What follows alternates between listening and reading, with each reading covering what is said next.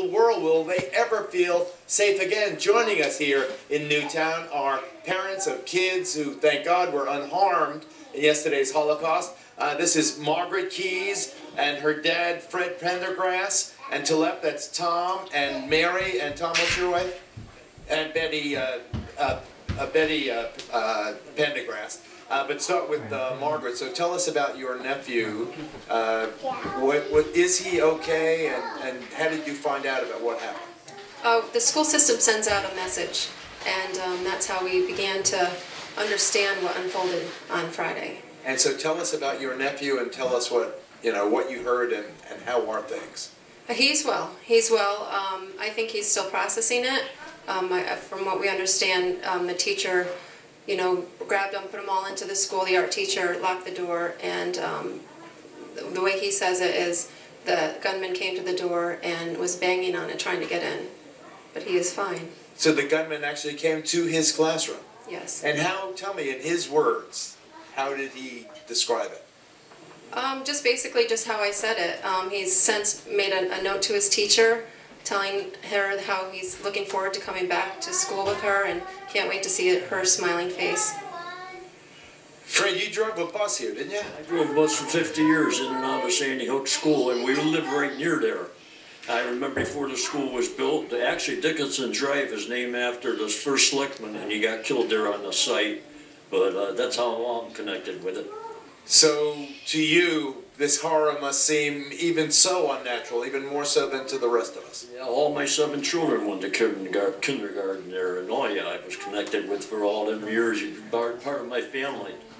And now, do you think it will always carry the weight of this horrible tragedy? It's going to be a long time healing on this deal. Long time healing. I want to talk to you more, if you just stand by. We have a wonderful panel also joining us. You recognize this is Bodie. I tell you, I cannot imagine. I cannot imagine. Mary Pendergast, you were brought up here with Tom and your family. Yes, I was born and raised in Sandy Hook. Did you, I understand, during the event, you knew it was happening, you knew something was happening. What did you hear? I heard shots. I didn't know what was happening until my brother asked me. He called me on the phone and asked if the police were at my house. I said, why would they be at the house? And they said there was a shooting. And I had heard the sirens. I was going to call my father. I didn't. And once I realized what happened, I ran across the street to the school. And I saw my sister-in-law with my nephew. And I knew that he was safe.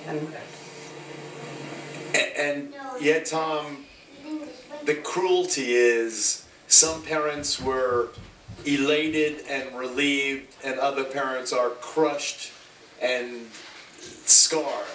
I mean, how will this community deal with that? That's exactly what my brother John is going through. He said it's like Christmas Day for him and hell for all the others. Although I am extremely excited and happy about my nephew's well-being, there were parents that don't have that same fortune, and it tears our heart apart to have to even think about that. It's so close to Christmas. It just rips at our heart. I can't say it any more than that.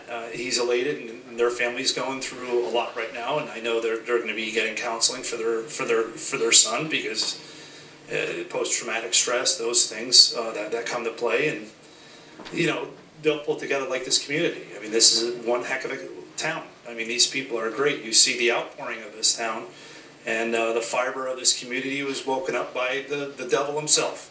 But this town, and it'll rise up again. It has no choice but to, because these people stick together. I heard one of the victims was an angel in the Christmas pageant at one of the churches down